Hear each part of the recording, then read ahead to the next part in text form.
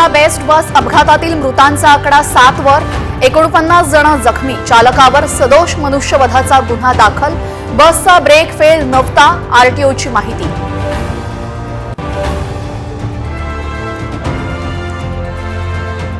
कुर्ला बस अपघातातील मृतांच्या वारसांना 5 लाखांची मदत जाहीर, जखमींवर सरकारी खर्चाने उपचार करणार, मुख्यमंत्री फडणवीसांची घोषणा.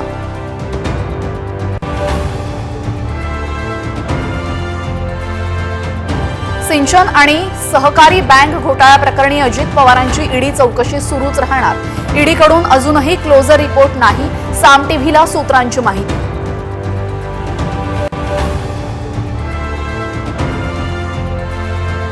देवेंद्र फडणवीस आणि उद्योगपती गौतम अदानींमध्ये सागर बंगल्यावर भेट, दोघांमध्येही 1.5 तास चर्चा.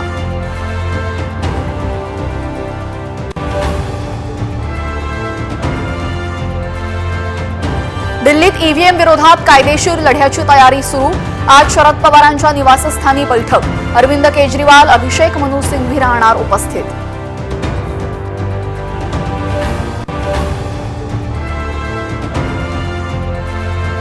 उद्धव ठाकरेंचं मिशन मुंबई, आगामी महापालिका निवडणुकीच्या पार्श्वभूमीवर मातोश्रीवर प्रमुख नेत्यांची बैठक.